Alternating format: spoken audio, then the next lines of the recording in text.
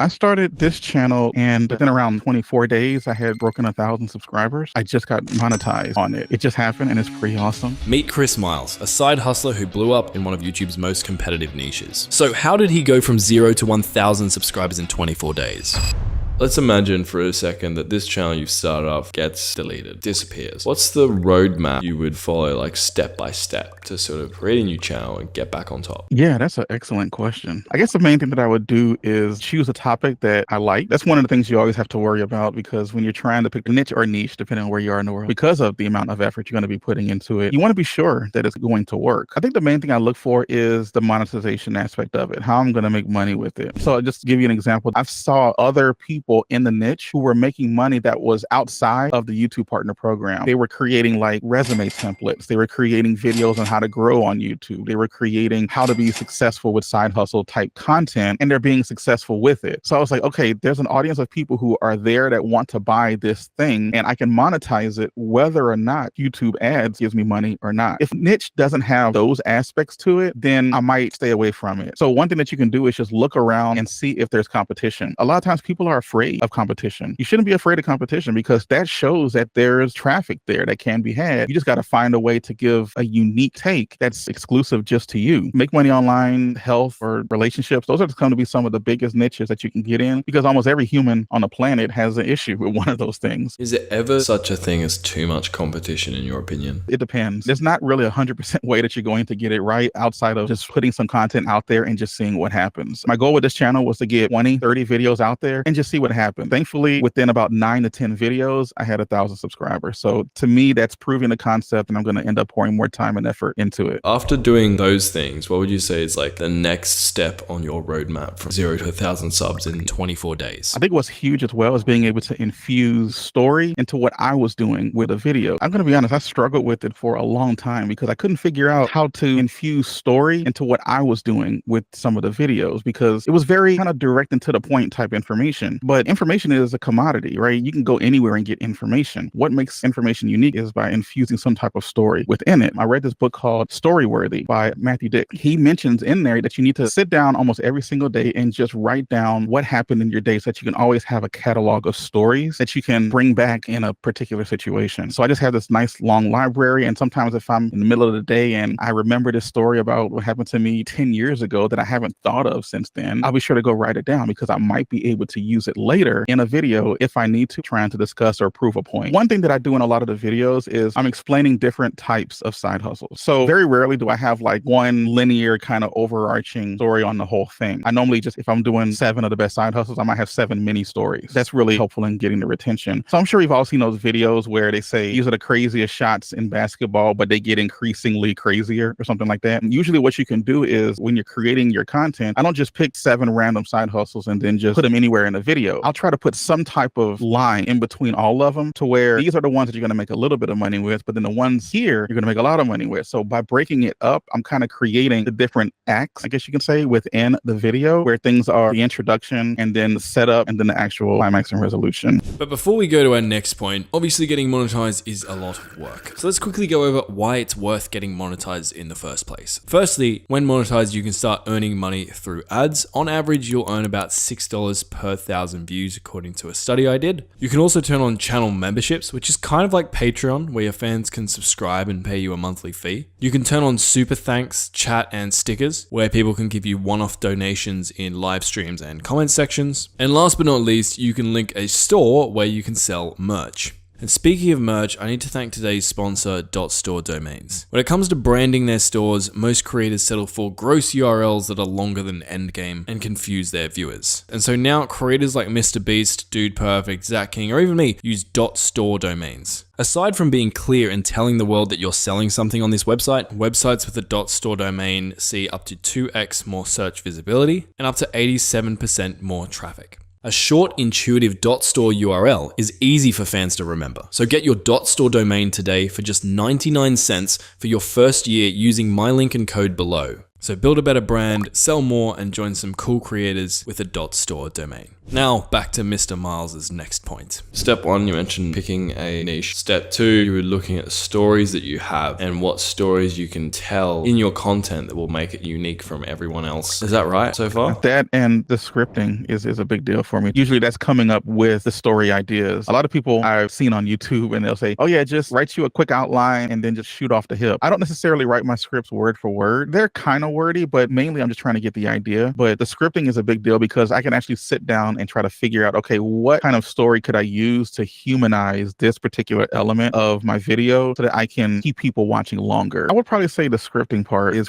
been helpful the most for me because it does make shooting the videos easier. Before, if I had just 2 short bullet points, I might end up having to say it 10 times before I actually have the correct inflection in my voice that I want for the final cut. However, when I script it, I already know what I want to say. I can actually record faster. So instead of recording taking me 90 minutes to do, and then I got to cut all of that down to 11-minute video, if I put more time into the scripting, it saves everywhere else down the line. And it actually helps out too in terms of getting the views because you can be more intentional in what you're saying. I actually lay down, I can't remember everything. I'm terrible at it. Just ask my wife. But I have what I call a scripting workflow that I follow. And it's basically research, subtopics, which is like maybe the headlines, the main beats of the video I want to follow, that I want to create. And then I create an initial rough draft. And then I'll do what I call a script cleanup where I'm making sure stuff makes sense grammatically. And I try to trim maybe written fluff. And then I'll go back and do it again with what I call retention hooks. We kind of briefly talked about it earlier, where I'm going through and trying to add more open loops, as many as I can within the video to try to get people to continue watching just that portion. And then sometimes I'll come up with like a sneaky way to say, hit the like button or something. I don't always include that in videos, but if I find a good spot for it, I might throw it in. And then if I have any call to actions in the video, so I have a newsletter called Your Extra Paycheck. So if I have someone going into the video, then I can say, where do I want to stick that call to action? So I would do that, make sure that the rest of the video is good. And then at the very end of the video, I would then tell people, hey, go watch this video and have a nice little transition there. And then I have a final look over and then it's ready to shoot. That would probably be the workflow that I follow within the scripting. And that way I remember to hit every aspect of that versus trying to all remember it from my head. One statistic I'm always trying to get higher is the views per viewer. So if a views per viewer on a particular video is only 1, I want to get that to 1.5 if I can. That means everyone who finds this video ends up watching a second video. And YouTube loves that because if YouTube can see that your video is keeping people on YouTube longer and beyond one video, then they're going to suggest your stuff more often. One of the challenges people might have, even if you get really good at storytelling, if people never click on the video and never even get it served to them on YouTube, then it doesn't matter how great your stories are, no one's going to hear them. How did you overcome that problem? Definitely the idea and then the thumbnail and title. So one thing that I've done, and I got this idea from you and some others, is not to necessarily take topics and ideas from people that are already in my niche, because a copy of a copy rarely is going to be good. Sometimes you can have some success with it, or you might even have marginal success with it. But one thing that I found is to go to more broader niches that are a little bit higher in terms of maybe maturity. Let's just say I was starting a golf channel. I might go look at a football channel or something like that that's a little bit maybe bigger than the golf niche, and then seeing what they're doing that's being successful, and then just bring that idea over from that niche to my more smaller niche. And by doing that, usually you're bringing a fresh idea to an audience that doesn't know about it, but the idea is already proven because it's gone viral in a much bigger, more mature niche. You want to have a nice, simple thumbnail. They all can't be Mr. Beast thumbnails, but you want it to be able to stop the scroll long enough so that people will actually read the title. In my particular niche, in this niche right here with side hustles, essentially at the end of the day, at its most empirical form, Marcus, people just want to make money and they want to make a lot of it really fast. And that's not always realistic, but usually this is just a good marketing principle, is you want to sell what everybody needs, but package it in what they want. And by doing that, it's very helpful because when creating the thumbnails, I can see what typically works in a thumbnail, and then I try to replicate that as often as possible. So in my niche, a lot of people always put the amount of money that they're going to make in the top left-hand part of the thumbnail. And that's just usually where it is. And usually it's in green or it's in gold or whatever color actually really pops. So that element, I try to make sure I include that in my thumbnails because I know that my audience responds to it. At that point, I just have to be creative as to how I'm going to include the number in the thumbnail. I like to also include my face in a thumbnail somehow. I don't do it 100% of the time, but probably 99% of the time. That's just mainly for branding so that people can say, oh, it's another video from Chris or whatever. As you kind of build that brand and then you start getting that recognizability to the people within your niche, that's really helpful. One element that I've been doing really really taken a lot of time to figure out as well is contrasting colors. I would pull up, like I have a YouTube channel that I purposely only watch videos that are in my niche on that channel, so that when I look at the browse on the front page, I'm only seeing videos from other people within my niche. And by doing that, sometimes I looked and saw that, a lot of these thumbnails are dull looking. They don't pop at all. So one thing I've decided to do in my niche is try to be a little bit more intentional with the colors that I'm choosing within the thumbnail. One thing that I did specifically, I took a whole bunch of pictures of myself with a gray t-shirt on so that I can, within Photoshop, be able to change the color of my t-shirt pretty easily or whatever I want it to be. It's harder to do with a dark colored shirt versus a white shirt, but I found that with a gray shirt, it's perfect. I can make it black or blue or green or orange or whatever I want. The hack I've been using too, Marcus, is I have the beta version of Photoshop, which allows you to use their AI to do stuff. So I usually keep my face the same. I don't really touch it, but outline myself, everything from the neck down, and tell the AI to generate a blue shirt or something like that. And if it comes out and it looks nice, I might end up using it in the thumbnail. So I've been able to kind of repurpose the same picture of me about 10 or 15 different times, but I have a different shirt on each time. So it makes it look like it's a different picture of me or a different thumbnail. And this is just me, but I feel like people see the thumbnail and then they read the title, and the title instantly tells them, oh, I got to watch this. In fact, Mr. B said in the video, you want a title that's so good, like you want them to be festering the rest of the day because they didn't click on your title. When it comes to a title, I will write maybe the first iteration of that title, and then I will sit there and rewrite it probably 30 or 40 times, just trying to come up with different iterations, and then eventually just pick one and go with it. So I spend a ridiculous amount of time of coming up with the idea, the thumbnail, and then the title, and then the intro to the video as well. And then I probably spend just as much time on those aspects than I do the rest of the video. So by focusing on the packaging, I think it's more helpful to get you more views faster. How do you know when you've found something good? Like you mentioned, you write out 30 or 40 tiles and then choose one. How do you know which one to choose? So when I'm doing the title, I would come up with a few of them, and then I would just change like one iteration of it. For example, I have one title that's called 7 high-paying remote jobs that are hiring immediately. But the first iteration of that might have been 7 remote jobs that are hiring right now, or need a job, 7 remote jobs that are hiring now, or something like that. So I would just sit there and just try to come up with 30 or 40 variations of it, and then I would stop looking at it. Then maybe the next day, I then revisit it kind of with a fresh mind, start coming up with a few more ideas. And then from there, I'm trying to come up with the fewest amount of words that gets the point across, because I want people to glance and be like, oh, I gotta watch this. Because I try to have my titles maybe not have any more than 7 to 14 words or whatever it happens to be. I don't want it to be very long at all. Just something that is a quick yada, yada, yada. Oh, yeah, I better watch that. What would you say comes after that? Are there like follow-up or next steps that you would need to follow in order to continue blowing up a brand new channel from scratch? Yeah, I would say the videos need to be good. I think a lot of what we're talking about is assuming the video's good. You have to learn how to make good content, basically. Like I mentioned before, I probably spend an inordinate amount of time on coming up with the idea, thumbnail, and title, and the hook and intro for a video. But the rest of the video still needs to be helpful. It still needs to be good. That's where the storytelling kind of comes in. I would say, if you want to look at it the way that YouTube looks at it, I believe it's good content is satisfying content. 9 times out of 10, you've probably watched a YouTube video, and then after you maybe came back to the browse screen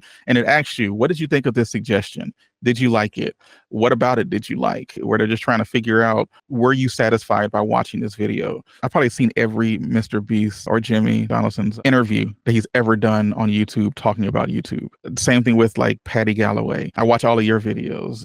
I'm just always trying to figure out what these guys are thinking. When they see something, how do they know that this is going to work? And I think Patty Galloway actually said something really interesting. As good as he is, he still gets stuff wrong, right? So it's not necessarily you're going to be this YouTube god where everything you touch is going to turn into gold. Some of your videos are going to flop.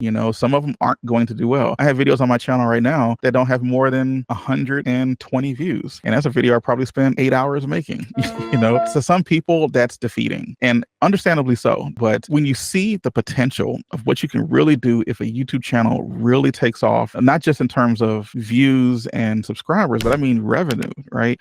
If you see how much time you're putting into it now and what it can become if you were to get it right, it makes the one video that's not doing well, or maybe the handful of videos that's not doing well, all worth it from what you learned from that experience, so that you don't do it again. And then you can try to do better at it and try to get better and try to get better. So I guess to answer your question is just watch what a lot of these really good YouTubers are doing. Stay on kind of the cutting edge of what's working right now on YouTube and trying your best to replicate that for your audience. I really liked how you said like observe yourself, like observe what videos you're clicking on, because that's sort of a reflection of what is good, because there's probably a lot of good content around, but you don't click on every single video. So when you click on a video, like ask yourself the question, like, why did I click on that video? And try and psychoanalyze yourself after you've done it. So allow yourself to take that action. And once you've taken that action, take a step back and be like, hang on a sec, why did I actually click on this video over the 100 other videos I just scrolled through? And then eventually you'll identify patterns. And if you can create content that you would click on above hundreds of other videos on your homepage, then chances are other people would also click on that as well. You know, one thing that me and my son do often is we'll just sit down and watch the newest Mr. Beast video. And sometimes while the video's going on, I'm looking at him and I'm trying to see, did his eyes wander? Did he start,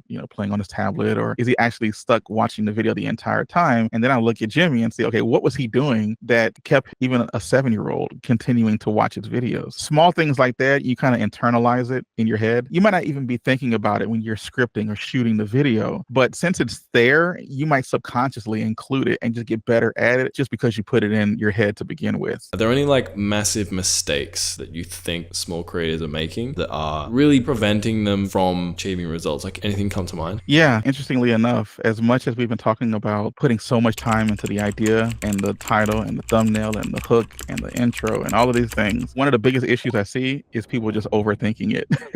I know that sounds very oxymoronic, but if you overthink it too much, you're going to talk yourself into not doing it. And that's what I want to try to get people to prevent themselves from doing. Go out there and just do it. You're not going to be really good at every aspect of YouTube. There's a million things that need to happen in order. And when you're starting a YouTube channel, you're on number 4. So you can't expect yourself to be really good at everything at the exact same time. Your videos are probably going to suck early on, especially if you haven't created videos ever before. So I would say create the video. And when you get to that 50th video, you're going to look at that first video and be like, man, I was trash. That was garbage. I can't believe I did that. Why did I put that out on the internet? You know what? I think Ali Abdaal had an interesting statement. He said, first you want to make a video every week. Now you want to make a good video every week. That's basically the steps you want to kind of go through. It really just depends on how you think in your head. What's going to stop you from not doing it? Are you going to come up with a whole bunch of excuses and never get started? Or are you going to actually get out there and not care what anyone else thinks and just do it? Just to clarify for people, because like you said, we have talked about putting a lot of effort and time into thumbnails and titles and etc. Practically looking at like your day, how do you balance taking action but then also putting in time? I try to block out time to work on different aspects of the production process of a video. You have the ideation, you have the scripting, you have all these things. And what I do is I just plug in. I put on the headphones and, I'm going to do this for an hour. Growing up in high school and college and everything, I was really the greatest procrastinator on the planet. I was a professional procrastinator, but I always turned in everything on time, even if it meant me having to cram the night before or write a 10-page term paper. I stay up all night to write it and actually turn it in on time or something like that. But the reason that happened was because I had a set time period that it needed to be done, and I did it in that time period. Was it always great? I don't know if it was always amazing, but I had decent grades, so I think I did all right. But regardless, you are time blocking, but you're putting a time frame on completing a task. And if you don't put a time frame on completing that task, it's going to end up taking as long a time as you want it to be. So if I give myself 8 hours to write a script, it's probably going to take me 8 hours to write that script. But if I set myself down and say, hey, I need to do this in 2 hours, I'm probably going to do it in 2 hours because I've set a time frame for when I need it to be completed. You're right in that if you set a deadline, usually the human psyche is that we'll stick to it. But also, if you set a deadline to write a script in 10 minutes versus like 8 hours, the 8-hour one's probably going to be better, even if you get them both done. For you, when you're creating your content, what do you block out time for, and how much time do you block out for each of those things? Yeah, I probably block out time for the scripting mainly because the punch out a 12 to 15 minute video, scripting might take me about 2 hours maybe. And it depends on how much research I have to do and how much effort I have to put into it in terms of coming up with a good story idea for that particular aspect of the video. And then I have some scripts that I'll start writing and then I'll kind of hit a blocking point or something. I'll stop working on it and then I'll go start another script, which is probably terribly toxic, but I do that sometimes. And then I'll end up finishing that second script a lot faster. And then maybe that's the video I got to put out there and I'll go ahead with it. But then I'll just go back and finish that script at some point. And once the script's finally done, then I can go ahead and shoot it and then get it done. Is there an amount of time that you block out for coming out with titles or thumbnails? Because like you mentioned that you do kind of go through a bunch of iterations with those, and like it is possible to create 300 different titles and still not be 100% happy with any of them. So like how do you balance putting in effort there, but then also not taking too much time? Yeah, that one's hard to do because I'm probably always looking at titles, even if I'm just kind of watching YouTube leisurely. And I have the Notion app on my phone. I have just this insanely long titles. There might be 300-400 titles there. And anytime I come across a decent title, and I'm like, oh, that actually might work in my niche. Right then and there, I stop myself and I write it down in the Notion template or whatever you call it. I mean, if I had to sit down and just do it and give myself a time frame on it, I probably wouldn't do it any longer than 30 to 45 minutes. The last thing I wanted to ask you about, so obviously you signed up for my 4-digit challenge. Again, I'm not paying you to say anything here or whatever, but I'd be genuinely curious, like what are your honest impressions and thoughts of it? Yeah, man. So some of the hacks that you have in there, I had never even thought of. I love the idea of how you have it pretty step by step every single day of what you should do this day. That really is helpful for someone who doesn't know what they're doing. I had a little bit of an idea before I got started with this. I mean, I'm by no means an expert, but man, some of the hacks and tips that you have within the course, we talked about one of them earlier, but just doing that making days thing made the entire purchase worth it. I'm going to be honest. I started creating the videos on the channel before I even finished your course. As soon as I bought it and started going through it. So I would say it's a good course. If you have been on the fence and you want to go ahead and give it a try, go ahead, because you're going to know exactly what to do in a very defined time period. And the chances of you succeeding with it are a lot higher than if you were to try to do it all on your own, trying to piece together everything that's on YouTube. You'd probably want to do both, to be honest, because I mean, I follow you and I follow a whole bunch of other people as well, but I bought your course. The things you talked about, I resonated with you a little bit more with. And I was like, you know what, let me go ahead and give this a try. And when I first got it, I was like, oh, is this just for gamers? But after a while, I started looking at it. I was like, oh, this works for any niche, and started putting together the tactics and the tricks from there. And it worked. Like I mentioned, I started doing this and got 1,000 subs within about 3.5 weeks, barely that much. And to that, I'm grateful because now I'm looking at this channel to blow up. I really wanted to grow big. Thanks. I'm really glad and honored to have been a little part of your journey there. Well, man, anything you want to leave the audience with before we wrap up? One of my favorite sayings actually is, and I try to do this myself, is to fear regret more than you fear failure. That way, you don't want to be 10, 15 years from now, oh, I missed the boat on YouTube, or I missed the boat on whatever, you might be doing in your life. Give it a try. Give it a good, honest try. Don't just do one video and give up. Get 10, 15, 20 videos out there. If you're really feeling it, get 50 to 100 videos out there before you make a decision to stop doing it. And if you do that, it's guaranteed to change your life. Guaranteed. You just have to get out there and actually do it. So get started. That'll probably be the thing that I would leave with everyone. Love that, man. Thanks so much for sharing everything.